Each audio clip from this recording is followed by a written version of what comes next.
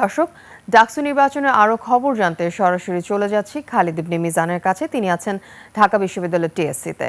Khalid, voter সমাগম ও আইন শৃঙ্খলা বিষয়ে আমাদেরকে জানান। ধন্যবাদ আতিফা। আমরা বর্তমানে অবস্থান করছি ঢাকা বিশ্ববিদ্যালয়ের ছাত্র শিক্ষক কেন্দ্রের সামনে, যেখানে একটি বিশাল সংখ্যক শিক্ষার্থীর ভোট কেন্দ্র পড়েছে। ঢাকা বিশ্ববিদ্যালয়ের রোকেয়া হলের যারা শিক্ষার্থী রয়েছেন তাদের কেন্দ্রটা কিন্তু এখানে পড়েছে।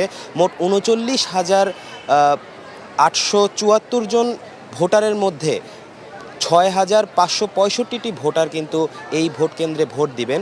ইতিমধ্যে কিন্তু ভোট প্রদান কার্যক্রম শুরু হয়েছে।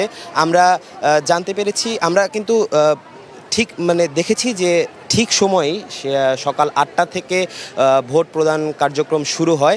এর আগে প্রিজাইডিং অফিসার পোলিং এজেন্টদের সামনে ব্যালট বাক্স ফাঁকা করেন এবং তা সিলগালা করে কিন্তু সবার সামনে বন্ধ করে দেন।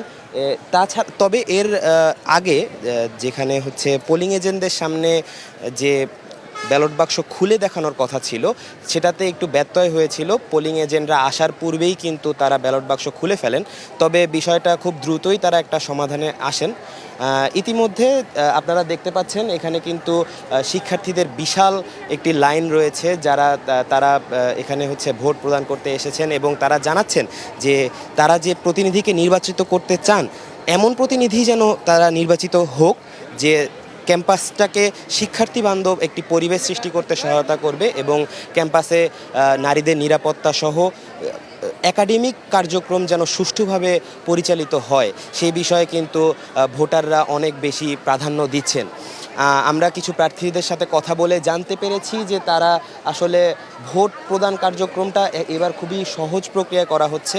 তাদের কোনো ধরনের কোনো অভিযোগ পাওয়া যায়নি এখন পর্যন্ত এবং ভোট প্রদান যথাযথ সময়ের মধ্যেই তারা করতে পারছেন বলেও আমরা জানতে পেরেছি।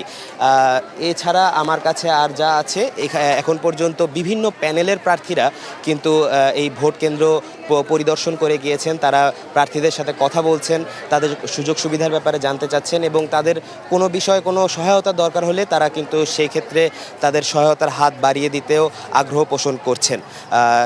এই ছিল ঢাকা বিশ্ববিদ্যালয় থেকে আমার কাছে সর্বশেষ।